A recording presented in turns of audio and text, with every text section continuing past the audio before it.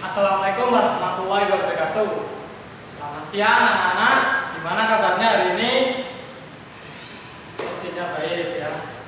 Jadi Bapak akan memasuki kemarin Bapak sudah mengajar mengenai sastra yaitu puisi. Sekarang Bapak akan memberikan materi mengenai teks eksposisi. Ya, sebelum lanjut hal-halnya saya absen terlebih dahulu.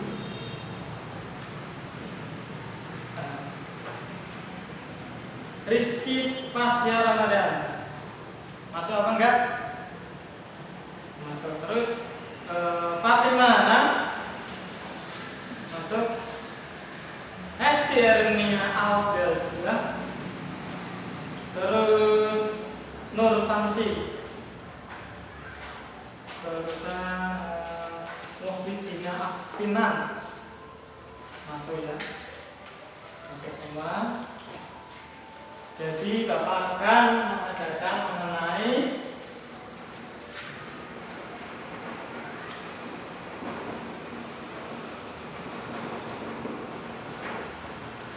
teks eksposisi. Kalian udah tahu mengenai teks eksposisi?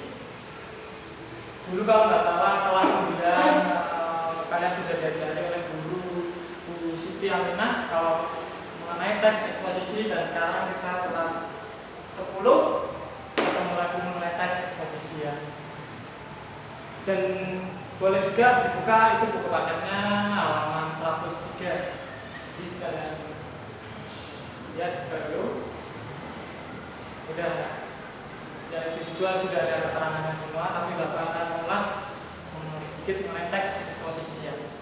Teks eksposisi adalah paragraf atau karangan yang terkandung dalam sejumlah pengetahuan yang disajikan singkat, padat, dan akurat. Pendapat lain menyatakan bahwa teks eksposisi juga adalah jenis atau ragam teks. Dan ragam teks sendiri ini merupakan pikiran atau gagasan-gagasan dari sebuah informasi.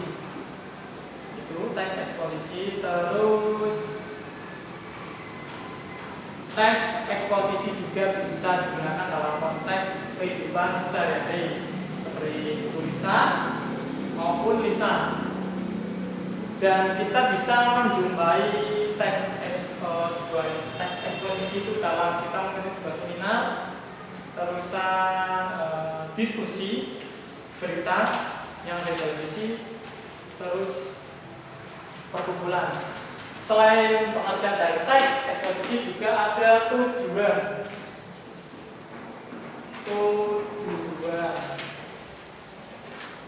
Teks eksposisi. Ada yang tahu anak tujuan dari teks eksposisi sendiri? Kalau yang ada coba angkat tangan. Oh ya, Amalia coba tujuan dari teks eksposisi. Ya, kurang nggak salah, cuma saya tambahin sedikit ya. Tujuan teks eksposisi adalah menjelaskan informasi tertentu yang menambahkan atau pengetahuan ilmu pada si pembaca. Itu tujuan dari teks eksposisi. Dan kita juga mendapatkan pengalaman pastinya. Itu tujuan dari teks eksposisi. Nah, nggak salah, cuma saya tambahin sedikit. Selain ada tujuan teks eksposisi, juga ada ciri-ciri teks eksposisi. Kalau ada tujuan, ciri-ciri teks eksposisi. Ini tuh ciri-ciri. Ciri-ciri itu biasanya meliputi dari teks eksposisi. Coba, ayo ada yang bisa coba. Ciri-ciri teks eksposisi itu ada banyak. Coba kalau ada yang bisa sebutkan. Yana bentur. Oh ya, bagus. Terus Muhammad Nailul Rizal. Jangan cuma diam, coba berikan argumen atau ciri-ciri dari teks eksposisi tersebut. juga. Yang pertama dari teks eksposisi adalah dalam pasti ada bacaan itu harus singkat dan akurat. Teks eksposisi nggak usah bertele-tele. Terus menggunakan gaya informasi yang menarik dan terus juga teks eksposisi adalah bersifat objektif ataupun natural. Apa yang dimaksud objektif dan natural? Jadi kalau kita membuat teks eksposisi, jadi kita tidak menyudutkan berita tersebut, jadi kita bersifat netral, nggak membela sana ataupun membela sini. Terus teks eksposisi bersifat juga sebagai kita harus menjawab 5W1H. Selain ada ciri-ciri teks eksposisi juga ada yang kelanjutannya struktur teks eksposisi. Dan ada ciri tujuan teks eksposisi, juga ciri-ciri teks eksposisi, juga ada lagi struktur teks. Struktur teks eksposisi. Struktur teks eksposisi meliputi ada 4. Yang pertama itu judul. Yang kedua adalah rangkuman. Terusan penegasan pula.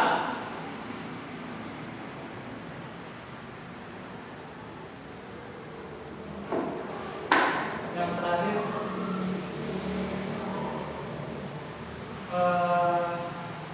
pernyataan umum ya atau tensis.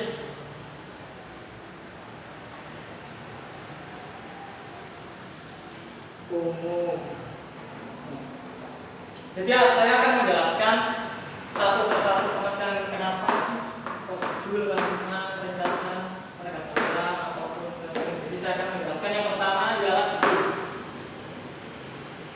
Dalam membuat teks eksposisi kita harus menentukan judul terlebih dahulu.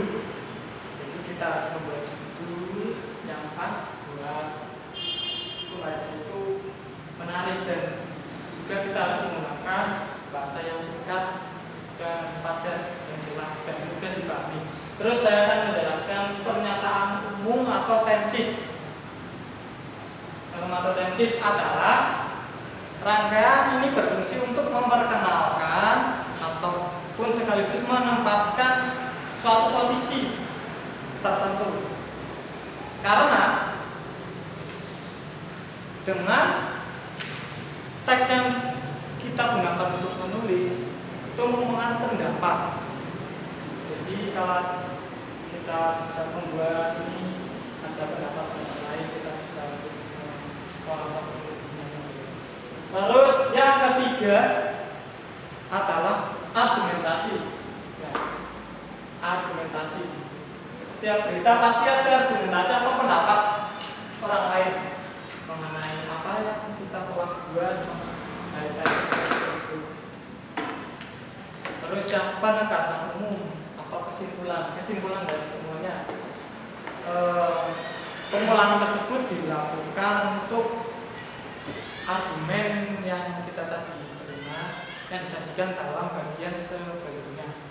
Terus struktur tes itu sudah saya bahas. Terus ada juga jenis-jenis.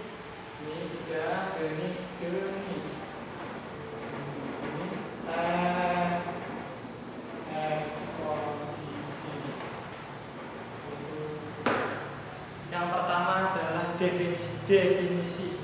Yang kedua definisi. Terus eksposisi, ilustrasi dan laporan.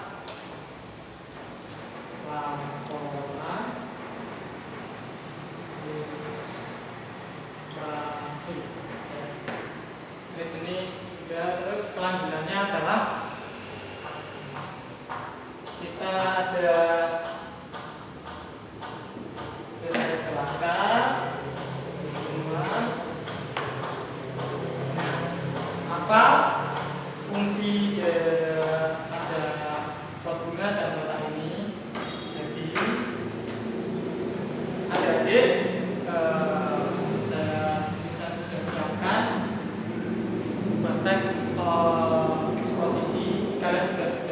lihat itu contoh dari teks ekposisi tersebut sudah ada, dibaca, dipahami. Nah, jadi saya akan membuat kelompok 4 kelompok, terus kelompoknya kalian pilih sendiri. Kalian pilih ketuanya masing-masing dari 4 kelompok tersebut. Nah, saya akan menjelaskan kenapa sih ada kayak biasa nih ya, pohon sama kota yang ada namanya. Jadi di dalam kotak sini ya, ini saya sudah siapkan soal mengenai teks. Jadi kalian ntar memberikan ini ya, judul. Ini masih acak, belum rapi teksnya, masih acak. Jadi kalian menentukan judul, ringkasan umum, dan tesis. Ya. Sudah maju. Kalau ada ini di dalam sini, guru sini ada angka 1 sampai 4. Ini yang guru ini 1. Belum ini nggak tahu nomor 1 atau nomor 2. Sudah, kalian maju kelompok ketua memilih ya yang burung, tapi bukan yang ini. Ini cuma biasa. Pilih yang burung. Ini ada gunting. Kalian potong.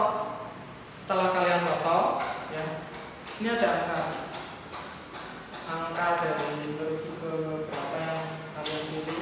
Sini tulisannya nomor 2, berarti ntar kalian kelompok membuat yang laporan yang nomor 2. Di sini sudah saya siapkan semua 4. Nah, jadi seperti itu. Baik, bisa dimulai. Apa mau ke akan dulu sebentar, ingin mengambil sesuatu. Bila ada yang belum paham, kalian bisa tanyakan kepada Bapak. Ya, saya akan bahkan dulu bila ada atau ucapan yang saya kurangnya, mohon maaf ya. Sekian, terima kasih. Assalamualaikum warahmatullahi wabarakatuh.